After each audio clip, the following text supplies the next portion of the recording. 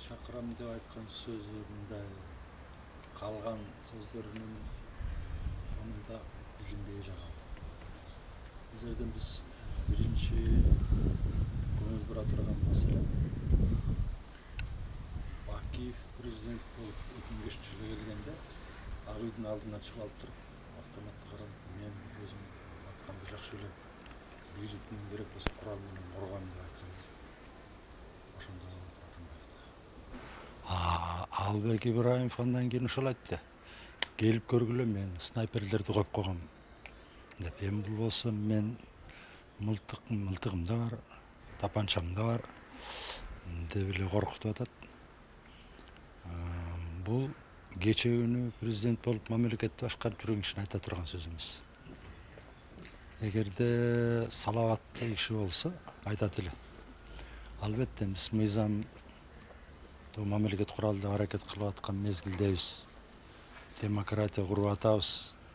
Ошол мезгилге жараша мени күнөөлүү деп тапса, мен ошол мыйзамдын алдында жооп берүүгө даярмын деп айтса, бул бир эң акылман сөз болот эле да.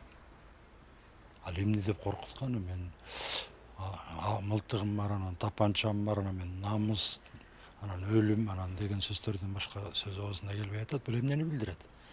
Атамбаев 6 жылдын ичинде Лорд Эктон айткандай, бийлик муну окончательно бузуп таштады. Бул ажыдар болуп калды да. Өзү айтып жүргөн. Азыр ажыдарлыктан чыга албай атат. Адам болбой калды бул киши. Адам киши антип сүйлөбөйт. Өзү акыл өстүү киши болсо айтат болчу да. Мейли, жасалагыла. Мен жогорку кеңештин эл шайлаган деп чечимине сот өкүм чыгарсын, мен ошо менен макул болом. Эгерде булар жаңылып калса, прокуратура, сот чечсин деп койбойбу. Ошон үчүн бул эң мындай өкүнүчтүү нерсе ушул да. Ушул кеп Атамбаевде деле эмес, бул негизи биздин өзүбүздүн улуттук аң сезимибиз ушунчалык деңгээлде экен. Бул Атамбаев бир эле мисалдын бирөө эле. Элита деп баягы айтканыбыз менен улуттук лидер жок болуп атпайбы. Вот биздин трагедиябыз ушул бүгүнкү күндөгү. 6 жыл мамлекетти башкарган кишинин айткан сөзү жанагы.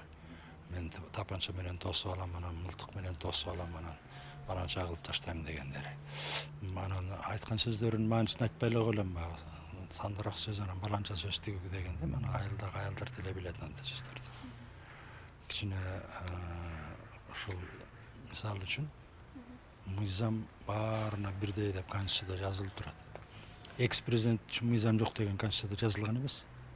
Албетте кол тийбестиктери бар болчу. Мурда 2007-жылга чейин 2007-жылы кол тийбестикте Конституциядан алым салынган. Анан биздин парламентарийлер кайта ошо нары бери аракет кылып атышып, ошо кол тийбестикти кайта киргизип, анан кайта алып ушундай бул деле ошо характеризует биздин азыркы ситуациябызды. Анан ошол муну эми башка бирөө кылмыш кылса, эмне деген прецедент болуп атат? Атамбаев баш ийбейт, мен деле баш ийбейм, менде деле мылтык бар деп айтпайбы.